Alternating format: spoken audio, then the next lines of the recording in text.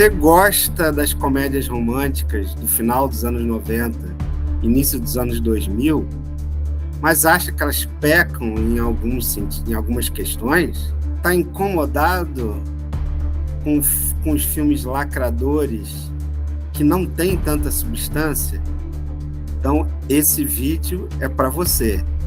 Comédia romântica sem noção versus filme lacrador. Recentemente, eu revi aí filmes, comédias românticas que eu gosto muito, do início dos anos 2000, no final dos anos 90, especialmente os filmes Simplesmente Amor, Melhor Impossível e Do que as Mulheres Gostam. E são todos bons filmes, divertidos, engraçados, bem escritos, mas todos têm os seus problemas. Por outro lado, recentemente também eu vi, por exemplo, o filme da Barbie. E ali,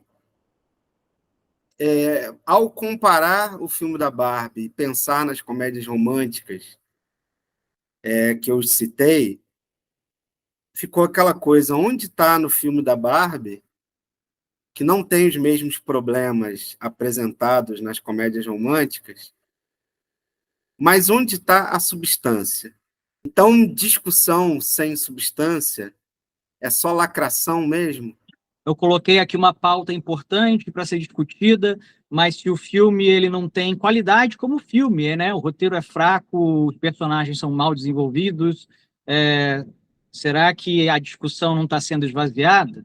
Então, por exemplo, quando eu assisti recentemente o Simplesmente Amor, que é um dos meus filmes prediletos, não digo que é só uma das comédias românticas que eu mais gosto, é um dos filmes que eu mais gosto.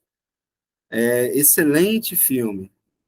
Mas então, revendo o filme, eu percebi que ele continua excelente, continua tendo um roteiro muito azeitado, aquelas histórias todas paralelas sendo trabalhadas ao mesmo tempo, com muita competência, cada arco se desenvolvendo muito bem. Mas, quando nós pensamos em discussões que estão acontecendo hoje, que avançaram muito de 2003 para cá, que é a data desse filme, principalmente a questão do tratamento da mulher, a gente vê que o filme tem problemas. Tá? Tem lá a clássica, eu poderia citar até outras questões, mas tem a mais evidente, é a do rapaz que na Inglaterra não se dá bem com nenhuma mulher, e aí ele vai para os Estados Unidos porque ele acha que o seu sotaque britânico fará com que ele seja um conquistador nos Estados Unidos. E aí, no primeiro bar que ele para, as mulheres estadunidenses praticamente se jogam no colo dele e o chamam para participar de uma orgia. Quer dizer, então, bastou ele chegar ali e falar o sotaque britânico, que as mulheres já estão lá se oferecendo, como se elas não tivessem personalidade, não tivessem senso crítico, nada. E ainda tem uma galera que fala muito da trama do rapaz que ama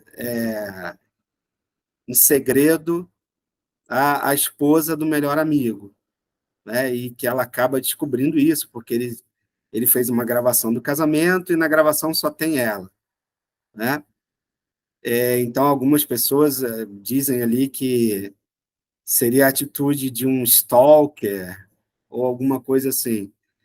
Eu, particularmente, acho até um pouco exagerada essa crítica, nesse sentido, né? Porque ele não grava escondido de ninguém. Mas pode também não ser uma relação, com certeza não é uma das relações mais saudáveis mostradas no filme. Tem gordofobia também, né? Porque tem o tratamento que aquele pai português dá para a filha, porque tem aquela trama que é o Colin Firth com a moça em Isso. Portugal, ele se apaixona pela moça, e ela tem uma irmã mais velha ou mais nova, sei lá, que é gordinha, não sei o quê, e o pai, Miss Banha 2002, não sei o quê, umas coisas assim. Fica... Então tem umas coisas bem complicadas no roteiro do filme, nos diálogos do filme, né, numa época em que a gente não estava tão preocupado com esse tipo de discussão. Mas é uma coisa que a gente já falou em vídeos aqui. Gordofobia não foi inventada por lacrador, sempre existiu. A gente é que não queria discutir. A gente estava muito confortável para quem não sofria gordofobia falar de gordo. É muito confortável para quem não sofre de misoginia, ou de homofobia, ou de racismo, ficar falando que isso aí é exagero. Claro, não é na nossa pele, né? Mas sempre existiu.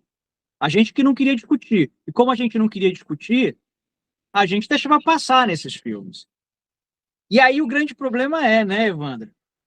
Mas esses filmes, eles deixaram de ser bons por causa disso, porque essa sequência que você citou, por exemplo, do rapaz inglês nos Estados Unidos, é uma das mais engraçadas do Sim. filme e continua Exato. sendo, né? Exato. É problemática, mas é engraçada, é muito bem montadinha a sequência, os diálogos, o timing, né? E como é que a gente faz, né? Tem, por exemplo, eu assisti também recentemente o Melhor Impossível, né? Um filme de 98, se eu não me engano,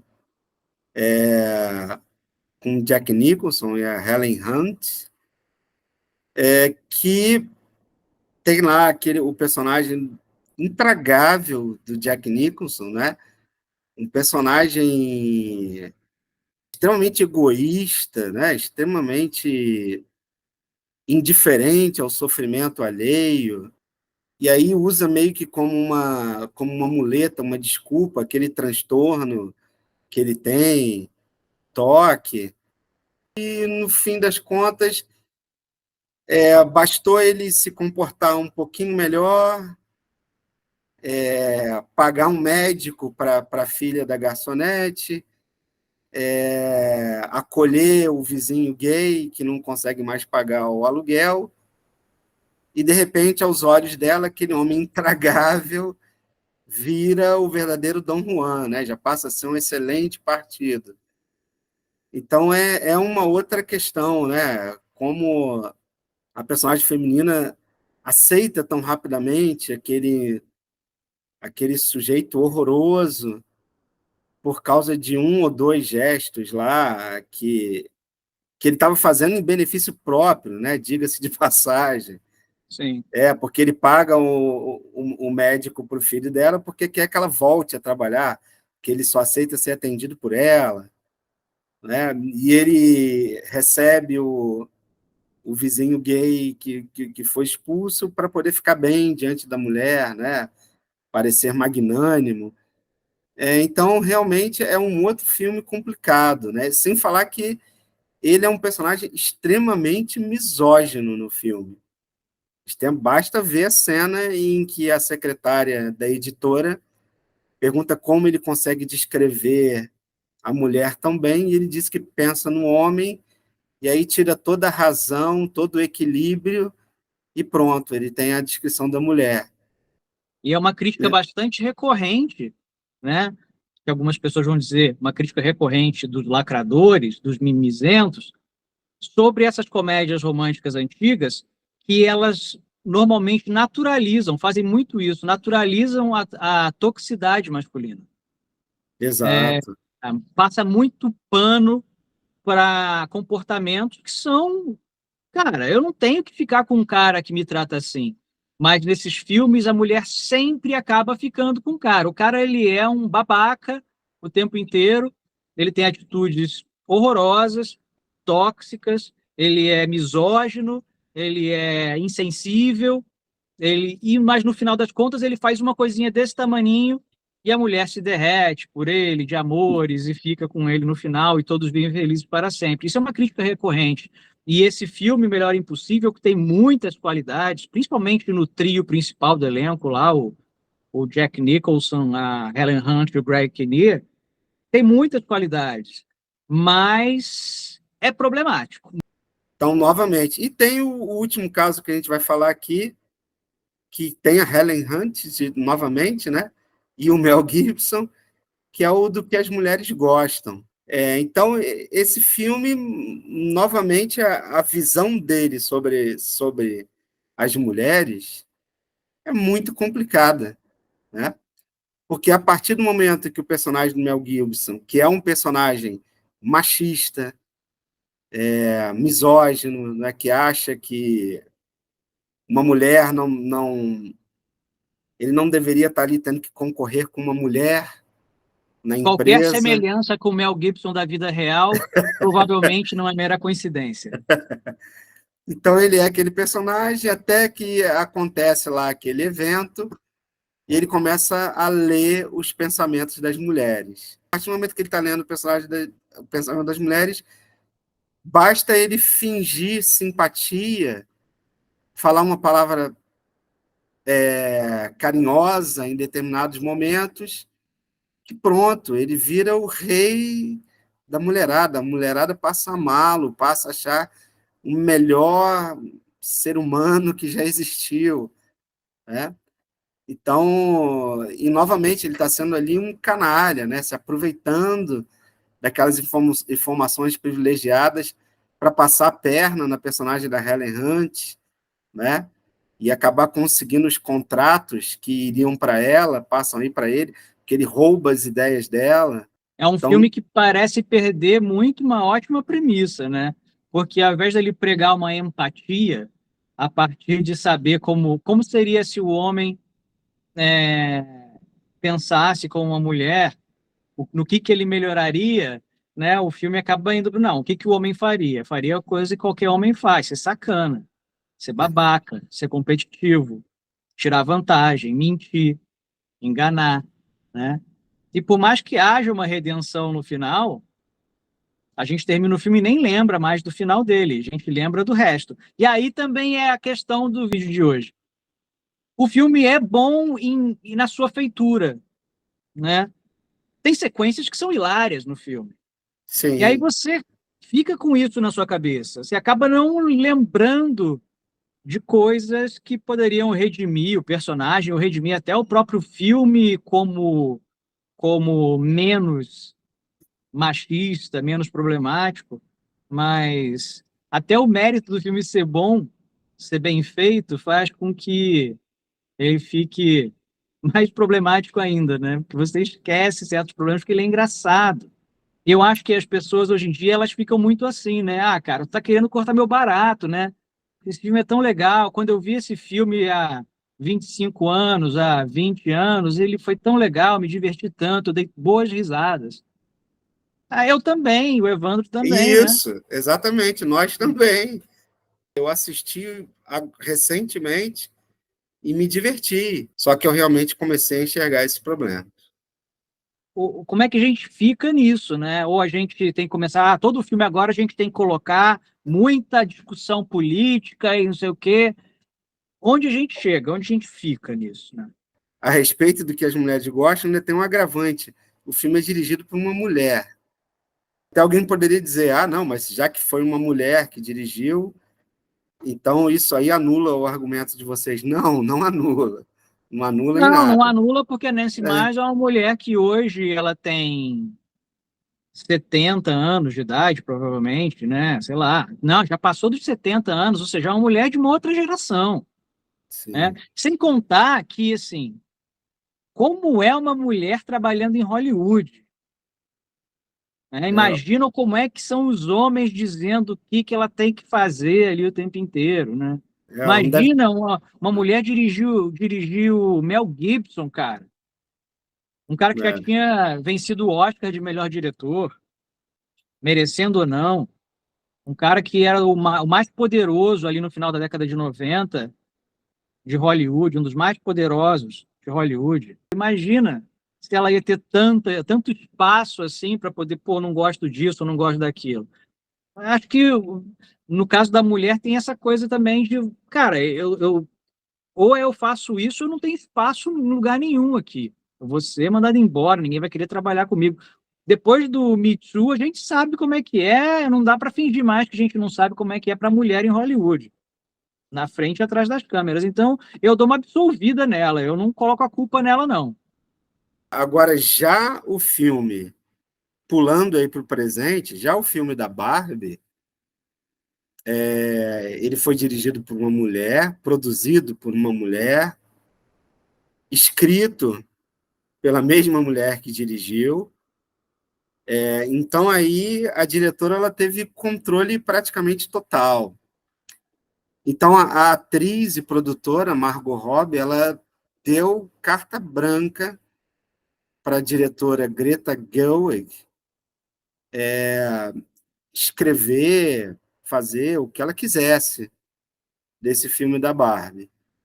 Então ela não enfrenta o mesmo problema que a Nancy Meyers, lá, a diretora que nós acabamos de citar. Com esse poder todo nas mãos, a diretora escreveu um filme que tem um tratamento da mulher muito mais interessante, comparado com esses filmes lá do final dos anos 90 e anos 2000. Então, o tratamento da mulher é bem melhor aqui. O comportamento tóxico masculino é ridicularizado, só que a história do filme, na minha visão, ela não existe. Não há uma boa história ali sendo contada. E os últimos 15 minutos de filme, se eu não me engano, é só personagem discursando. Né? O filme para, a história para, principalmente quando entra lá um personagem que representaria ali o fantasma da criadora da Barbie, ficam ali longos minutos de um discurso panfletário, mas sem uma história dando suporte a esse discurso. Problematização dessas questões que são importantes, né?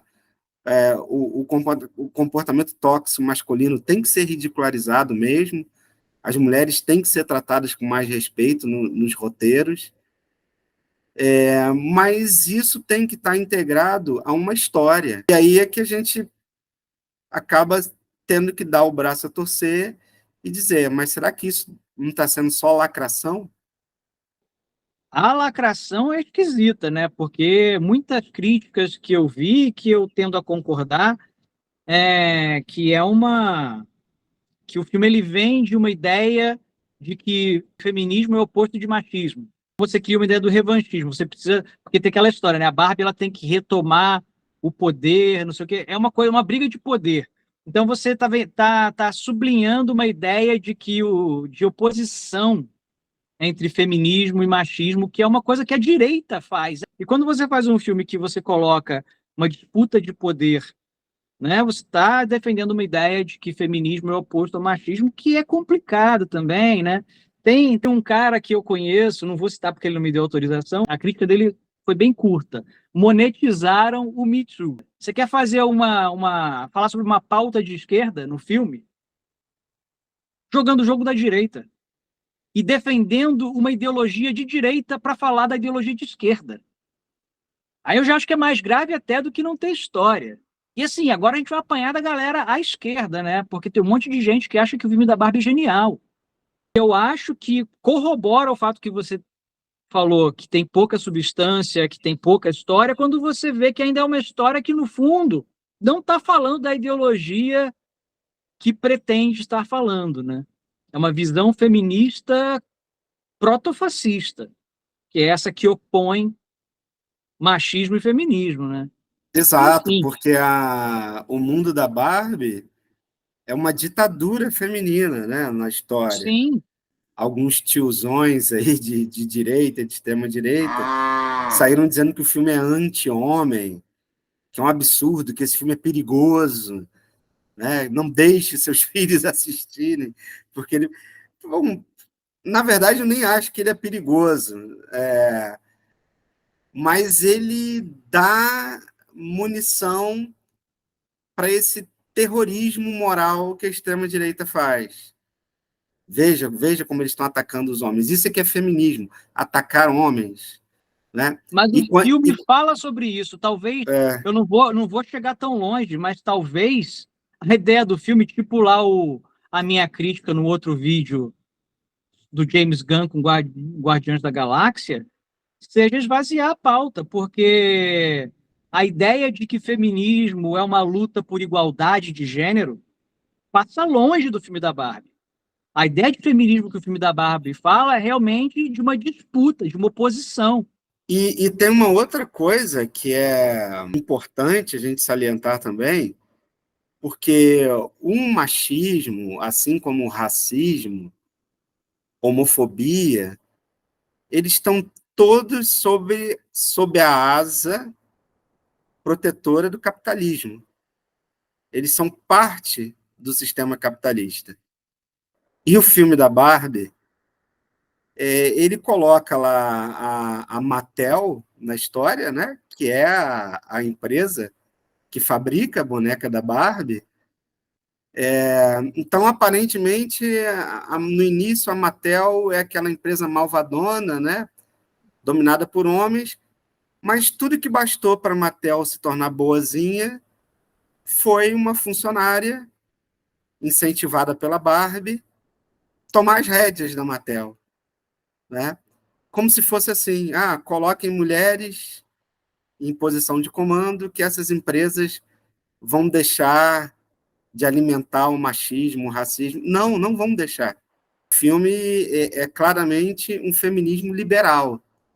Ele não toca nessa questão e falar de racismo, machismo, sem falar de capitalismo é praticamente impossível, né? Não uma visão crítica realmente. Aí a gente tem esses dois extremos, né? Se por um lado, no final dos anos 90, início dos anos 2000, esses três filmes que nós citamos, eles não estavam se preocupando com nada, estavam se preocupando em fazer um bom entretenimento de qualidade, com diálogos sagazes, com atores no seu apogeu. Hoje em dia, se está preocupando em falar sobre questões extremamente importantes. Parabéns, acho que tem que ser. Não precisa virar apenas. Agora só vai fazer filme se estiver falando sobre as pautas importantes. Não acredito que seja esse o caminho. Mas você chegar num lugar em que você está falando de pautas importantes, mas sem um arcabouço, aí essa pauta fica esvaziada. Quando você tem um filme que ele diz estar tratando de um assunto de suma importância, mas no final das contas, porque esse tratamento ele é feito sem um arcabouço teórico até de quem está fazendo, ele acaba virando munição para os inimigos. Ele acaba até corroborando, de certa forma, a ideologia do inimigo. Eu estou querendo tratar do feminismo, mas eu estou corroborando uma visão de direita, que feminismo é anti-homem. É uma disputa. Feminista é uma pessoa que disputa supremacia. Pior do que ele virar lacração, no meu ponto de vista, é ele virar uma coisa esvaziada e que, pior, até corrobora o que ele diz que está querendo combater. E é mais perigoso ainda, vou bater nessa tecla de novo, porque quando você vê uma galera enorme progressista à esquerda que acha que o filme é genial e está, assim, falando muito bem, defendendo muito bem uma causa, aí você vê que eles foram muito bem sucedidos. A maior sacação do neoliberalismo é não combater mais os críticos, mas botar os críticos debaixo do braço, para ter controle sobre eles. Exatamente. Isso é simbolizado no filme pela Mattel, que sobe aquela mulher de cargo. Pronto, está resolvido o problema. Uma mulher foi para o comando, acabou. Essa empresa capitalista boazinha resolveu o problema do machismo. É só para botar uma mulher? Eu boto. Eu boto a Margaret Thatcher aqui, que tal? E aí, Vitor, nós vamos deixar em aberto para os nossos amigos aí do Pântano Pop qual é o caminho, então. Porque se as comédias românticas bem escritas, bem atuadas, elas tinham problemas no tratamento, de mulheres e de outras minorias, né, como no caso do Melhor Impossível, o personagem homossexual, e agora, teoricamente, tratam desses assuntos, estão ali, teoricamente, a favor dessas minorias, mas são mal escritos, mal desenvolvidos. Então, onde está aí esse caminho do meio? Qual é a solução aí?